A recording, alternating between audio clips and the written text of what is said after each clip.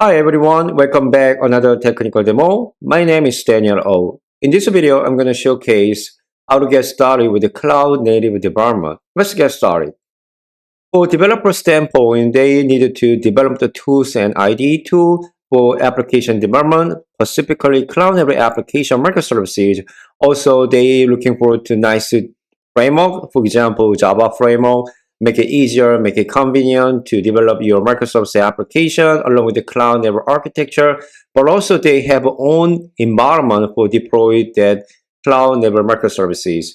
In order to have or adopt this multiple tools framework environment, they may have a lot of choices to figure out which one would be better, which one would be worse for their own business application development, but also their local resources limitations. You don't need to worry about that concern at this moment because the Red Hat developer team provides developer sandbox, which allows developer to have unified Kubernetes cluster for application deployment. Also provide cloud-based developer tools and IDE for specific application framework for Quarkus as an example, and Spring Boot, Node.js, etc. So today I'm going to showcase how to use Developer Sandbox to deploy your application, how to enable your Java framework, but also how to easy start up your application IDE tool for application development. Let's get into the demo, how it works. Okay, first of all, we're going to go to developers.redhat.com/developer-sandbox URL, and then you can get started in Sandbox. Just click on get started in Sandbox button, and then you're going to launch your developer sandbox for Red Hat Openshift. If you didn't sign in a free developer subscription, please do that. And then once you log in, you can start your developer sandbox. Click on developer sandbox.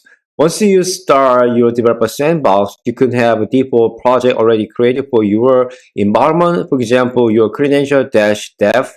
As you see, there's no application or deployed at this moment. So this is a totally empty namespace or a project. Another good thing is this developer sandbox provide code-ready workspace, the web-based IDE tools. You don't need to install any IDE for application development. There are a bunch of the quick start and a template. So let's try to use Quarkus for your Java Cloud Native Microservices application development.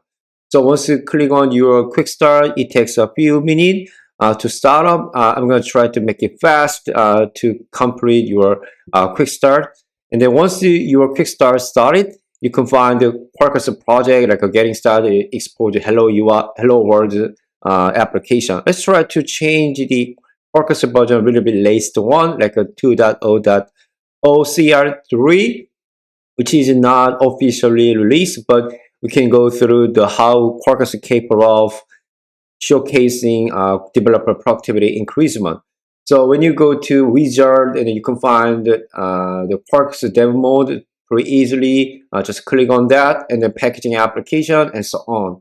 So once you click on start Quarkus in dev mode, it allows you to start Quarkus application as a dev mode. And as you see, the test is just paused. It's a new feature of Quarkus 2.x for continuous testing. When you click on the endpoint, it's a landing page or Quarkus application from code-ready workspaces. You can find it here. And then let's try to dev UI, which also Quarkus provides for developer joy or productivity, etc. So as you can see, your old extension already installed, your Quarkus project already showcased in dev UI. Also, they showcase like a terminal window, just read only, but you can start your testing scenario, and you can find all application logs in the UI rather than your IDE tools. Okay, try to go to endpoint of this application, like a greeting endpoint, and just parameter chat user. You have the hello chat user. Just expect the end user. Expect the result. All right. So let's try to change the application. Just imagine we're going to add some new business logic here. So open the new greeting source, and you can find the two endpoint greeting, just hello. And then here the CDI Java class, the greeting services.java file, and change that hello to getting started with the cloud native development. In that case, the one of the beauty of the code-ready workspace is just the beauty of the code-ready workspace. You don't need to save the file because it's automatically save your change on your application, just like a Google Docs. And then in the meantime, your the continuous testing capability on Quarkus notified you got some error along with your test-driven development methodology. As you see, the expected result hello, but actual result is getting started with the cloud level development. So this is a really good benefit and trace for developer. Sometimes they just skip or test development, but now you don't need to worry about some kind of error because the Quarkus automatically showcase your mistake. And then in order to fix that problem, we can change the code. But in the meantime, when you go to Dev UI on Quarkus, you can see the same errors just like you saw in UID tools. Okay, I just fixed the test code and then automatically retesting. You don't need to trigger the testing one more time because Quarkus will make it happen. But you can actually manually retest the application scenario to make sure everything is okay.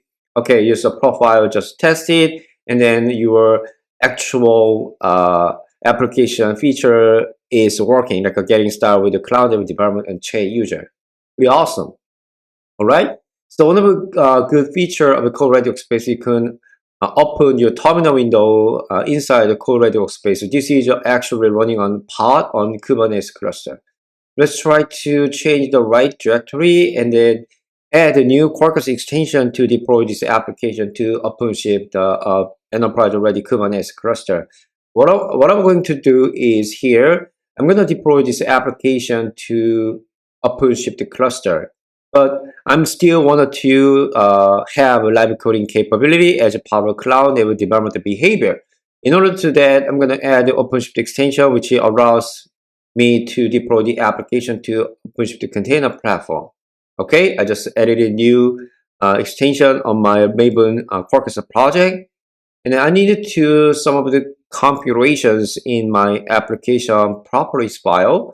So first of all, I'm going to make this application packaging type as a mutable jar because once I package the application and containerize it and to deploy OpenShift, it can be changed that like an immutable capability on container image.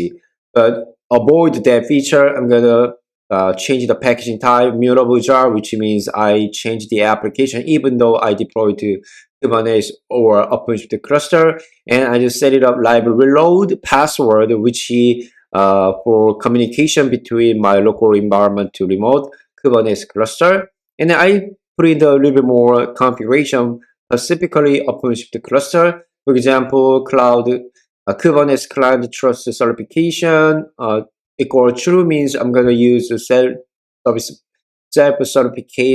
certification and also a target environment OpenShift. And you can also put in the Kubernetes for target environment, and then I'm going to expose my endpoint automatically. And the last thing is Quarkus launch dev mode environment variable true. Okay, I just deploy to OpenShift container platform. I need to log in my cluster properly. So luckily, OpenShift provide a token-based ID login process. And then now I'm going to package this application with one parameter, like Quarkus Kubernetes deploy equal true. So this parameter makes my application packaging and deploy to OpenShift container platform, which already I logged in based on token. All right, just build success. And now let's try go back to OpenShift container platform on Dev Sandbox. There are two parts. One is code-ready workspace, the other Quarkus application. The interesting part, when you go to the logs view, and you can find the profile dev activated, which means this application mutable, just like your local environment. When I access to endpoint, you can find the landing page of Quarkus application and then try to access one of the RESTful API such as hello/greeting/ with my name Daniel. And then getting started with the cloud and development Daniel. Just like we saw this output on my local environment. So in the last part, I'm gonna do run this application from my code-ready workspace as a remote mode. In order to that, I just changed it just one more time, access the endpoint here. All right. And then I need to add one more configuration, like a library load a URL, which will be the route URL, my application which deployed to Openshift. Just copy the URL from the web browser, just read a task, and then go back to code-ready workspaces and paste it here. Okay, it's all set. And now I'm gonna run this application remote dev mode. When I run the remote dev mode, this Quarkus application tries to connect the remote Kubernetes cluster based on reload URL and reload the password. As you can see, the connected the remote server successfully. And then I'm going to change the code, something like getting started with the cloud native development with the Quarkus and dev sandbox, because we are using Quarkus Java framework and the environment, deploy environment OpenShift, and the framework and the developer sandbox, and then Quarkus as well. So let's try to change the endpoint like Daniel, and then you can find the new output with the Quarkus and dev sandbox and Daniel. Pretty awesome, isn't it? So with that, I just use the developer sandbox, but developer sandbox provides a Java framework like a Quarkus for cloud native application development, and also a quick start like a Java framework Quarkus, and then deployment environment such as the OpenShift like a Kubernetes cluster, and last thing is IDE code-ready workspace. So developer sandbox developer sandbox brings you to develop cloud-native application development without any installation, any specific prerequisite, or following any documentation. So this is maybe a pretty new approach for developer to have cloud-native development capability and functionality on your cluster. So hopefully you enjoyed this video, and if you have any question, please let me know. I'm more than happy to address your question. Thank you for watching. Have a good rest of the day.